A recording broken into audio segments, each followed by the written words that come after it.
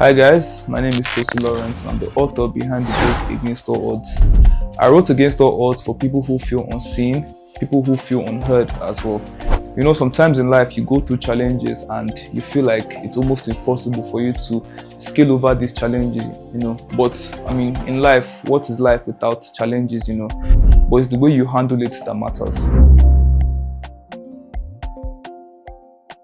I'll say throughout my school journey, I was faced with a lot of challenges, But I'll say the one that really made me to come up with writing this book was when I was faced with my final year project, My supervisor, as at that point, we had a very, very love-hate relationship, Sometimes, I used to do good, but sometimes she would be disappointed in me, There was a moment in time when she almost disowned me, the person that is meant to report to her, But over time, she began to have faith in me, And that particular moment just made me feel like, even though people may seem to not be in your corner, there can be that one shift that just made them want to gravitate towards you again. The moment I knew I wanted to write a book, that was the first thing that came to my mind. Against All Odds. That was literally what dropped into my head, and just trying to relate it to real life scenarios too. In life, I am definitely not the first. I'm definitely not going to be the last person that has gone through trials and tribulations. I feel like it's a very, very pivotal part of life. You have to have gone through struggles. I feel like if you go through life and you don't have any form of struggles to face, is life really worth living? And the topic was just very, very sentimental to me. The title was just very, very sentimental to me because it just shows that no matter what it is that you're facing, there's always a solution to it. It was quite an insane journey, let's just call it that. As I mentioned, I went through a lot of struggles, both academic and non-academic, but I'll just focus on the academic side of things. I was a direct entry student when I got into my school, and being a direct entry student in my school means that you have to do a lot of other courses as well with your normal courses, So entering into year 2, a course that's meant to be 4 years, you're only spending 3 years doing it. So obviously, there'll be a lot of pressure on you, This is actually a very deep question because sometimes in life, the people who you deem to be your friends sometimes cannot really be your friend, Moments like this, I actually thank God for it every single time because moments like this actually expose people's true colors, what people really think about you, This particular moment where there was this girl in my class, she threw mud on my name, basically. And now, throughout this entire moment, in fact, this actually went on for over a year, and I was not even aware of this. And funnily enough, it also happened in my first year of school too. So imagine getting into school on your first year, and this is the kind of stuff that is going around about your name. It's not really a good look, especially when it's now false too. So during this moment, obviously I had quite a few friends who I thought were my friends, but obviously I was wrong. During this moment, I didn't even know that they were also saying a lot of derogatory stuff behind my back and still smiling in my face. It was really, really crazy. It even got so bad that there was even a point in time when some of them, a particular group, some of them that were in my class, I would enter the class and I would see them giving me dirty looks. I'd be like, what is going on here? Like, I don't understand. Why is everybody giving me dirty looks? But I was not the kind of person to pry into their business and ask them, what's happening? I felt like, they will be the one to come out to me like, Tosin, I heard this and this, but none of that ever happened, And obviously, when the real truth came out, over time, which was like a year into the whole problem, I was just flabbergasted. Let's just call it that. Because the whole scenario was just a lot, and even the way I even found out too was even crazy. It was my sister. She actually texted me that, Tosin, I heard so and so had happened. When I saw the text, I was like, what do you mean? And even to now find out a year later too was just insane to me, because that meant that over a year people had this mentality of who I'm not, you know. It was just really crazy, but I'm just really happy that it happened, because obviously it opened my eyes to people who are really my friends, you know. Yeah, sometimes you have to be dragged through fire for the real truth to come out, you know, and I'm actually happy that it happened. Yes, obviously my name was tarnished, but in the end I got cleared, but at the same time too, my eyes were open to what the truth really is. Summer school was actually in my final year of school, my year 4. So, you know, you're done with year 4 now, you believe that, okay, that's your final lap, you know. But my own case was different, you know. I still had other courses, carryovers and deferred courses that I had left, you know.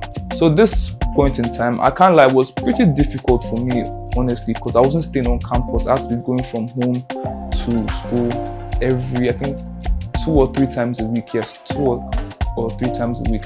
And it was quite a lot on me, you know, having to wake up early, you know, having to board buses to school back and forth, going for classes. You know, it was really a lot, especially knowing all I had already gone through during the school year, you know. But during the summer school, I would really say that this is one of the moments that I really locked in, you know. I mean, yes, during the school semester, I did lock in still, but during the summer, it just felt like extra efforts to put in, you know, to really get what I want, you know. It was another struggle too as well, obviously, because some of the courses that I was taking, one of the lecturer there, I felt like he didn't like me, you know, and I felt like it would be another struggle again, you know, because if I looked back at the carryovers and deferred courses that I had, those courses came from that one particular lecturer, funnily enough. But I'll just say that I really pulled my weight, you know. I really told myself that, you know what, so this is the last lap and you're not gonna let this pass this summer school, you know. And once I put on the right mentality and I put in the work, you know, I really came out on top, you know, as I always do. So yeah. There was a point in time where I actually fell sick with malaria. It's actually quite a funny story thinking about it. So during this point in time, I know that before I fell sick, I had just bought a new shoe. And I would have said that at that point in time, that was a very, very bad financial decision, because I wasn't able to feed myself properly, you know. Yeah, it was just a very, very crazy journey. And also, even on the whole aspect of how I was able to balance it with schoolwork and the likes, I'm the kind of person that if I set my mind to something, there is nothing that will actually stop me from doing it. So I have this really, really great mindset, you know, and I feel like in anything that you do, having a really good mindset is very, very important, you know. If you don't have a good mindset, you are very much prone to not being able to achieve what it is that I want to achieve, you know. It was just a lot, you know. I took on a couple of jobs. I don't really call them jobs per se, but in my school they offered a thing called work study, where you could basically do work on campus and get paid for it. So my parents were giving me enough allowance, trust me, like it was perfectly fine, you know. But my own issue was just not being able to manage the money well, you know. And I learned a lot of financial lessons, you know, having to save, having to know what to spend money on, you know. It's very, very important. And I think those are the lessons that I'm actually holding on to right now, that are really helping me now that I'm done with school. I also worked with my mom too as well. I helped her with video work, editing, and those kind of stuff. My aunties as well too, they used to commission me with different jobs to be doing, you know. They actually were not aware of the things I was going through, but I just opened myself up to these opportunities, you know, and I was able to get jobs here and there. My friends even recommended to people outside of the school that, oh, this person can design poster, this person can edit stuff for you, you know, edit videos and the likes. So I was able to get, you know, small money here and there, and that's how I was able to really build myself up financially. Even amidst all the chaos and everything, I still had support. Majority from my family first. During the whole time of me even being suspended, you know, I was worried what my parents would think about me, knowing that I'm the first son, number one, the first child as well, and I have a standard to uphold. I did not want my parents to feel I had failed them, and I was really worried at that point in time, and I didn't even know how to even tell them, but I knew I still had to regardless. There was no good way to spill that news to them. But even through that, they still supported me. They never made me feel like I was less. So even among all the struggles that I faced, one thing that I was able to do was to build meaningful connections. In my school, I would say that we are very, very opportune to be with a lot of influential people. Let's just call it that. People who have the ability to, take your life to the next level. And I definitely did take advantage of that. Even during my book launch, my virtual book launch, my friend in my class, Jomojo, he was the person that actually helped me to anchor it. That's an example of building meaningful connections. What can you do for me and what can I do for you? Yes, I actually did have a lot of fun in school. Trust me, with my friends. My friends. I think the most memorable one that I'll say was during my birthday 2 years ago. So me and a couple of my friends, I actually took them to La Campagne Tropicana because it was pretty close to my school. Yes, that one too was another bad financial decision. Actually thinking about it, that was a very, very bad, because I know how much I spent for that trip. But however, it was still a very, very good experience. I really had fun with my friends that day. I really felt relaxed. I felt happy to be alive. My final year project, the whole experience was a very bumpy journey. Now, in the sense that at some point I know myself that I became unserious about it. There'll be some time that I'll leave it for a long time. I'll not even bother about it. I'll just leave it, hoping that it will write itself. Obviously, it cannot write itself. And there was a point in time where I actually sat up and I said, you know what, Tosin, time is going. You're meant to graduate this year, and you must graduate this year. And that's when I really picked up and said, you know what, yeah, let's do this thing. I spent countless hours in the library. My sister can testify, my friends can testify. As soon as the time for school is over, I'm packing my bags, my laptop, everything. I'm going straight to the library. I would even spend time I think the library used to close at 9 or 10 p.m. I'll wait to the very last minute until they closes till I actually pack up my stuff and I leave. And I did that for days, because I knew I had a goal to achieve, and I did achieve it in the end. What helped me to overcome my struggles? Actually, quite a number of things. Number one, obviously, being the help of God. Because honestly speaking, if I was told to come back again and do what I did with my current state right now, I don't think I'll be able to do it, honestly. It could have only been the help and grace of God for me to have been able to achieve all that it is that I achieved. And another key factor too was music too.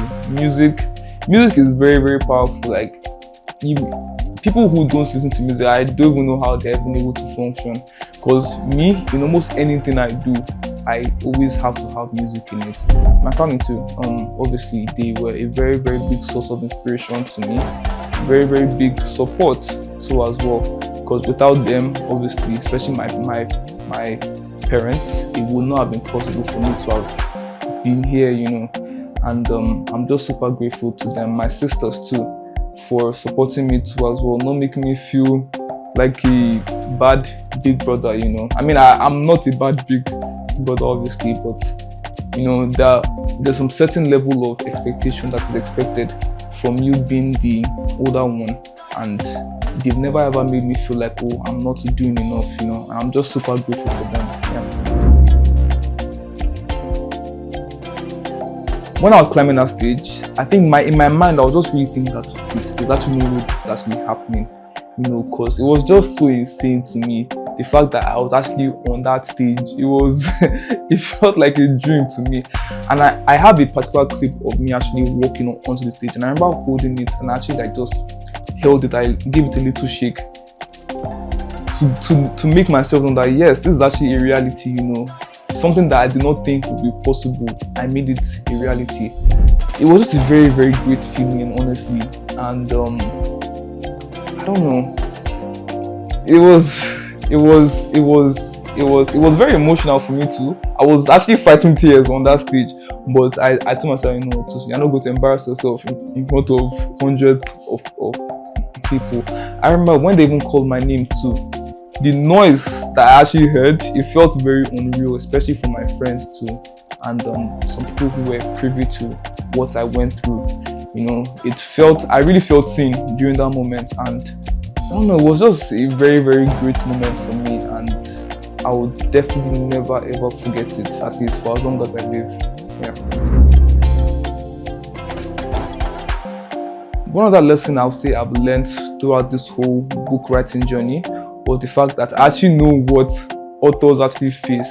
This book took me about 7 months to write, and even though it's not really a long read, I would say that there was a lot of rewriting and writing. It was just a lot of editing that has to go into it, and it just makes me really think that, okay, authors that really write longer books, how do they actually do it? I remember when I was doing my first ever, I shot 2 videos before my book launched, and I remember having to wake up at odd hours, 2, 3, 4 a.m. before I started getting ready for work, just to make sure that I have these videos done.